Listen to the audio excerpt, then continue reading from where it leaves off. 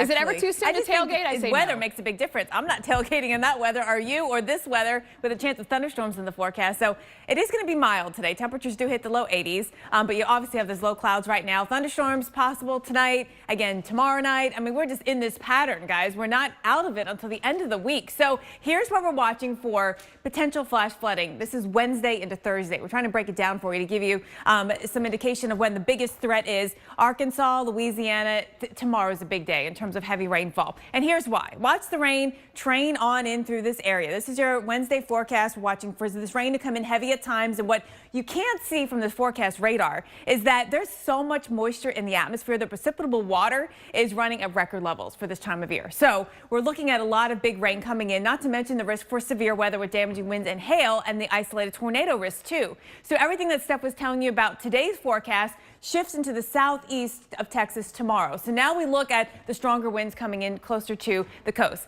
3 out of 10 on the Torcon in southeast Texas. 3 out of 10 on the Torcon in Louisiana. So that's a 30% chance that storms that develop could turn tornadic. So we're watching that risk for you, along with the bigger threat of damaging winds and hail, and of course the heavy rain, which we see ongoing throughout the day tomorrow. All right, so then we go to the rest of the week, Steph. We still have rain in the... Oh, it has been brutal the last couple of days. We spent 3 days in what we call the wedge, where high pressure from the northeast gets wedged all the way into the south and went all the way to Mississippi, which doesn't often happen. So temperatures were below average. The skies were cloudy. It was very damp. Kind of hurt your bones, right? We're finally going to break the wedge tomorrow. Not today, but tomorrow temperatures jump back up, and some of you actually will feel an improvement today, especially in the parts of South Georgia. So here's what the wedge is. You know, high pressure in the east. It sets up somewhere here over New England, southeastern Canada, and the cool air that comes with that high filters down the side of the Appalachians and gets stuck. It can't move out because, of course, the mountains are here, so it's not going to go up and over them. So you get this cool pool of air that sets in place, and it just doesn't budge, and it keeps it cloudy, keeps it damp,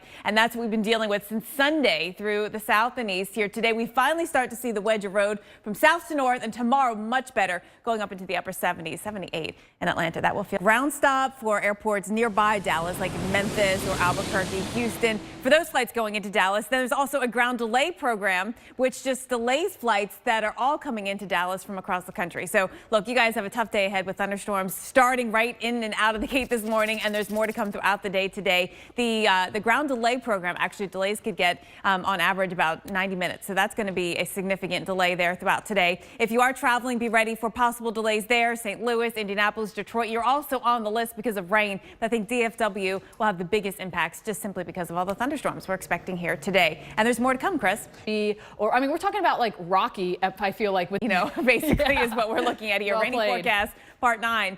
No, so we've got a couple of days. It started yesterday with the rain, and we still have more to go. Flood alerts are up. Winter flash flood watches for Texas. These go through Wednesday. I mean, we've got Arkansas and up into all the way Illinois, Indiana with these flash flood watches. Now, you can see where we got rain. One batch has moved out of St. Louis, heading into Indianapolis and over towards central Ohio. We also have another round of very heavy rain. I want to focus in on that here as we talk about some of the morning issues. A lot of lightning. We got a lot of convergence going on, meaning that the air is coming together at the low levels. When that happens, the air is nowhere else to go. It's going to go up, and rising air creates clouds and rain, and you're going to have that continuing over the same areas, which is why heavy rain has been such a concern. So now we're going north of Fort Worth. This area, what we were watching for, maybe some strong winds. I think the bigger concern right now is actually the heavy rainfall. So going into the McAlester, Oklahoma area, let me get out of the way here so I can show you where we're getting some big rainfall over the past, this is 3 hours. So look at McAlester. We're just getting inundated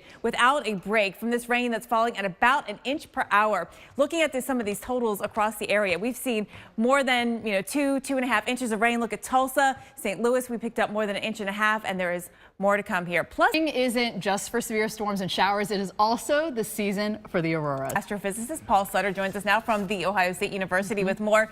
First of all, what is Steve? Why does it have the name Steve, and does it look different than the aurora that we know? It is yet, or does it tell us anything about our atmosphere? It is an acronym, Strong Thermal Emission Velocity Enhancement. I had to look that up. But anyway, right, Steve, okay. So speaking of space, NASA's Mars Curiosity now just marked 2,000 Martian days or sols. How has its mission changed over the years? Mission to Mars is called InSight. So what should we anticipate? What is the goal of this? Fascinating. All right, Dr. Paul Sutter, always good to talk to you. Yes. Always love having him on. Thank you. I just wonder what that means about us, right? If they had blue sky billions of years ago, what does this mean about our future? That's true. Chris? And getting killed by a hailstone. Oh, interesting. I had no idea. I think I learned from all that I should be betting on basketball, though. I'm not doing so bad in my bracket. All right, let me show you what's going on with winter weather, because we still have people under winter weather alerts, 984,000. It's down from the million that we had earlier this morning. But look, winter's hanging on. And a couple of notables, Erie, Pennsylvania. So we are so close to that 200-inch mark. Will we do it? Yes. Obviously, yes, we'll do it. But yes, we have a chance of doing it because there's still plenty of signs of winter out there. So we look at what is the snowiest month of the year. The colors, the white and the red, are March and April. And you look at all these spots here across the Intermountain West, especially into Colorado, especially into South Dakota and Nebraska. March and April are, yes, the snowiest months of the year. So not surprisingly, we do have some more snow in the forecast. Right now, a couple of areas to watch. We have some wintry weather coming into Pennsylvania, mainly up into the Laurel Highlands, Johnstown. Nothing hitting the ground just yet, but your temperature is 29. It's a little too dry right now, but if it does, it would freeze on contact. So concerned about that. We have some freezing rain actually happening down a little bit further south in the Appalachians in West Virginia. We have snow. We picked up 1.5 inches last night in Denver, these big fat snowflakes that someone described as potato chip size. But that's ended there. Now it's farther south on Interstate 25 that we are watching the snowfall. And in terms of what's to come, we got a couple of Arctic fronts heading our way across the northern tier